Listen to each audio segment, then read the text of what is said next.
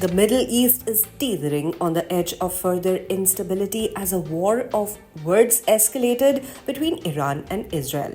The latest salvo came from Iran's top military leader, General Ebrahim Jabbari, who declared that Iran would destroy Israel as part of a planned operation called Operation True Promise the Third.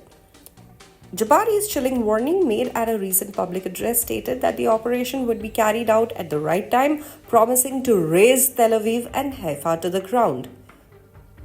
Meanwhile, Israeli Foreign Minister Gideon Sa'ar quickly responded, echoing the painful lessons of history. Signaling Israel's readiness to defend itself against any future threat, Sa'ar said, "If the Jewish people have learned anything from history, it is this.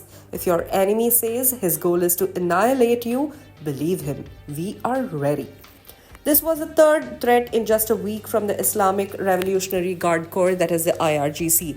Earlier, Brigadier Generals Ali Fadawi and Amir Ali Hajizadeh had also spoken of the possibility of destroying Israel in the near future as part of the much-feared Operation True Promise the Third. The operation is considered by analysts to be the next phase in Iran's ongoing military strategy against Israel following missile strikes in April and October 2024. The timing of these threats is no coincidence. Iranian missile production appears to be ramping up. Reports indicate that Iran recently received a massive shipment of 1,000 tons of rocket fuel, precursor chemicals from China, and the IRGC has unveiled a new underground missile city aimed at targeting naval vessels in the region. Tensions are clearly mounting as Iran prepares for a potential large-scale offensive. Meanwhile, the situation has caught the attention of global intelligence experts. In an article published in the Middle East Quarterly, former CIA officer Colin Winston suggested that now might be the optimal time for the US and Israel to strike Iran's nuclear facilities. Winston argued that Iran's axis of resistance is in ruins. Hezbollah and Hamas no longer pose a significant threat to Israel, and both Iranian and Syrian air defenses have been severely compromised. He added that Iran is rapidly advancing in its uranium enrichment program and could soon have enough weapons-grade material to produce nuclear bombs. According to Winston, waiting for intelligence agencies to detect a breakout from Iran is no longer a viable strategy.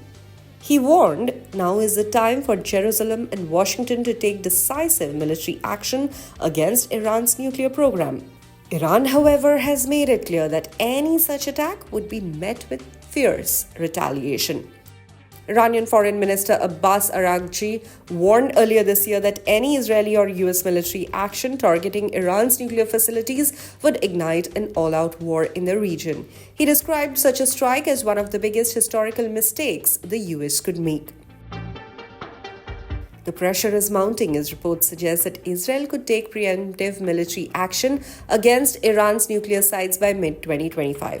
With tensions between the two countries at an all-time high, the coming months could very well determine the future course of the Middle East's volatile political landscape. The stakes couldn't be higher, and the world is watching closely as this high-stakes drama unfolds. Will diplomacy prevail, or are we on the brink of a military confrontation that could reshape the region forever? Only time will tell. For more updates on Israel, Iran, and the Middle East tensions, like, share, and subscribe to the YouTube channel of the Indian Express.